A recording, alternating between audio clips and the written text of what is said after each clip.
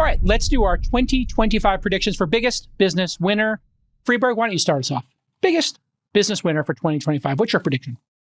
So I feel like we're at a really interesting inflection point that is going to make 2025 the year of autonomous hardware or robotics. If 2024 was the year of kind of compute build out and the rollout of AI systems in software, I think 2025 will be the year of the robot.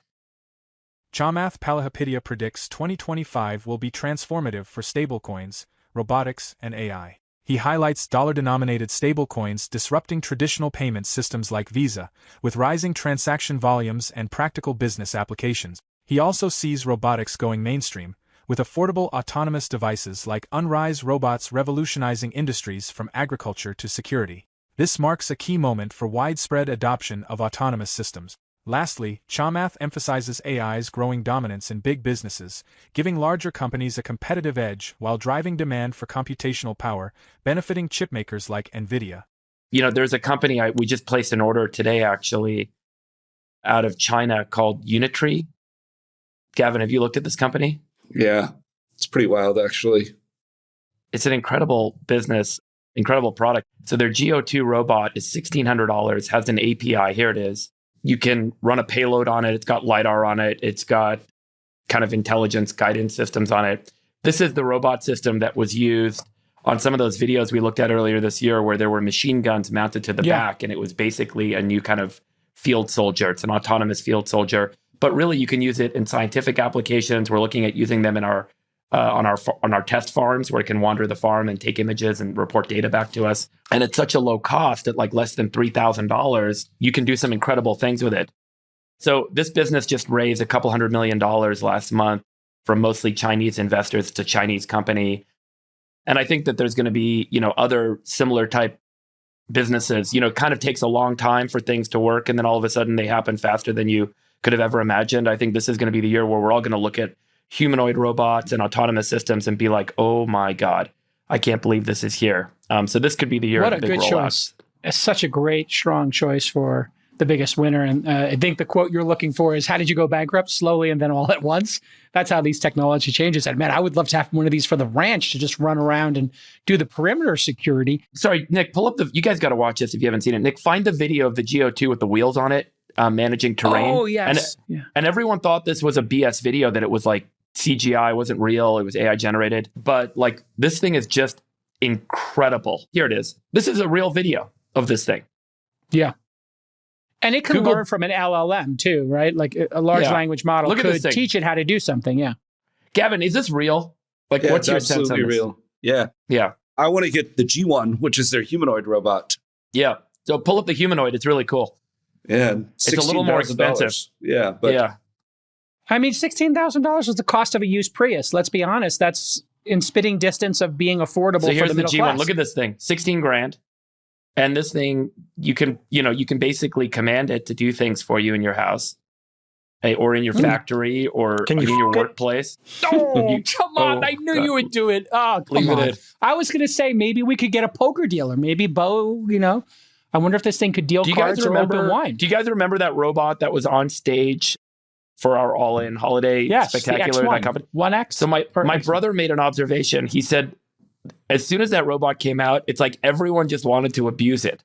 He's like, humans have this very interesting nature where like the robot emerges and all that humans want to do is like hurt the robot. It's like a very strange revelation of human behavior. Yeah, like it's like, oh, here's something I can dominate. Here's something I can tell it what to do and control it. Well, that's because we're so threatened by it. We want to make sure that we're the top of the species here, and it doesn't feel like it's going to be for much longer. I mean, these things will kick our ass pretty soon. Anyway, these things are amazing. I think this is going to be the year of the robots. That's my prediction. Year of the robots is your prediction. I love it. Gavin, what do you got? Profoundly agree. I think year of the robots, inclusive of FSD. I think FSD works today, and it's gonna cross into mainstream adoption, where I already notice, particularly if I'm taking an Uber late at night, I really, really prefer to have a Tesla. Just sometimes you get an Uber driver who's tired. And I just feel a lot safer if they have the FSD running. And then obviously using it for yourself is amazing. But I think it's going to continue compounding. at an accelerating rate. I think in a lot of ways, what I'd say broadly is, I think for a while, it's going to be big businesses are winners, big businesses that use AI thoughtfully. And the reason is that with what is happening, what O3 showed us, OpenAI's new model, a combination of reasoning and test time compute. Like, I think if you're a big business and you can pay $1 million to let an AI think for 6 weeks about the most important question for your business, that's going to be a profound advantage relative to small businesses that can't afford that. And by the way, we are the other, like, inference compute is going to be the kind of derivative winner of that. We're going to run out of GPUs, accelerators, compute in 2025, the same way we did in 23. Okay, so you're also long Nvidia and chip makers, Grok, et cetera, because we're finding new uses for all that compute.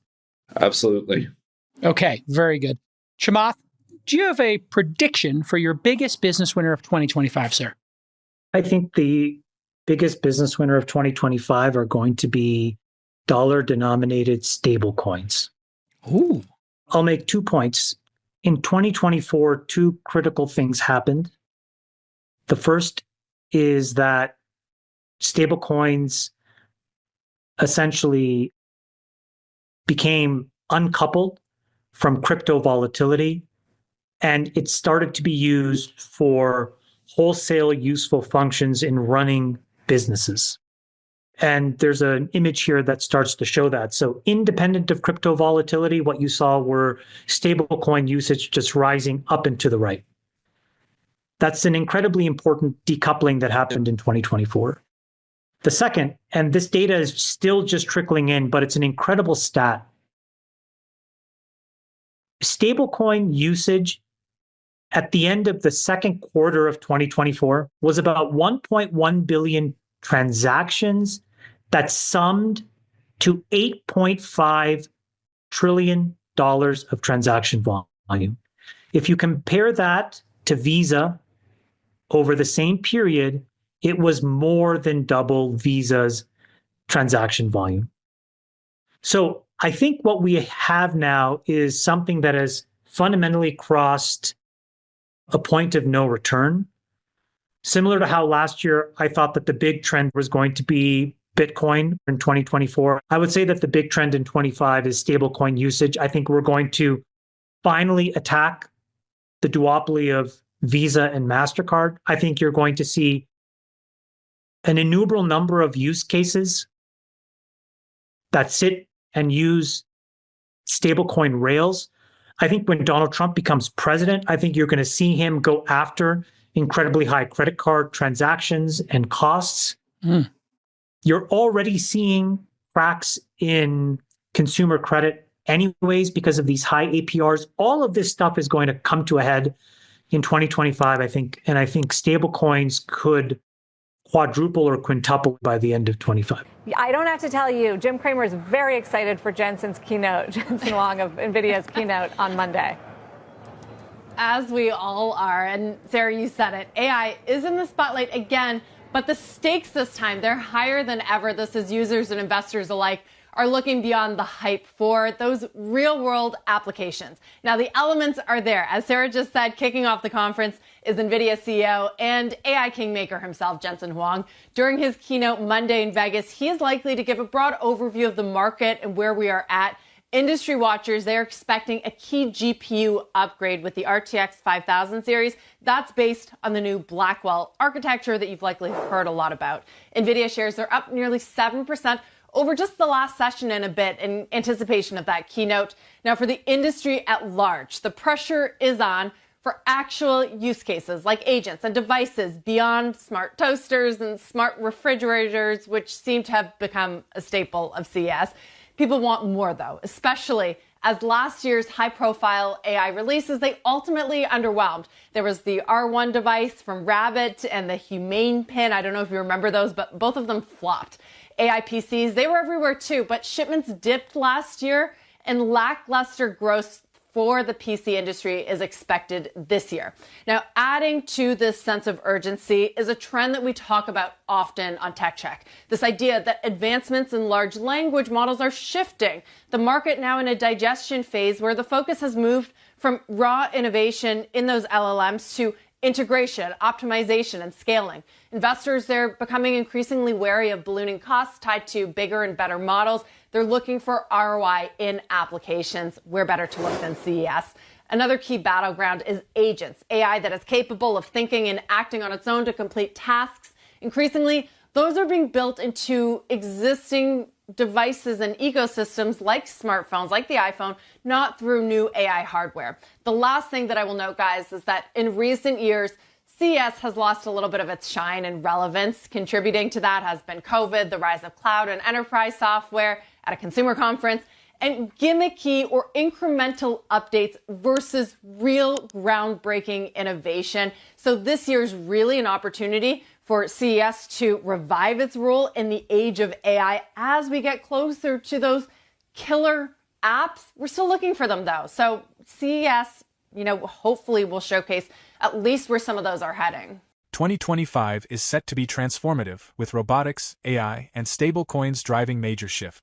Affordable autonomous robots like Unrise models are revolutionizing industries, while AI empowers businesses with unprecedented computational capabilities, boosting demand for technologies like Nvidia's GPUs. Stablecoins, decoupled from crypto volatility, are disrupting traditional financial systems, surpassing Visa's transaction volume and challenging established networks. These trends raise critical questions. How will society adapt to the integration of advanced robotics and AI? Can stablecoins fully disrupt traditional financial systems and reshape global transactions?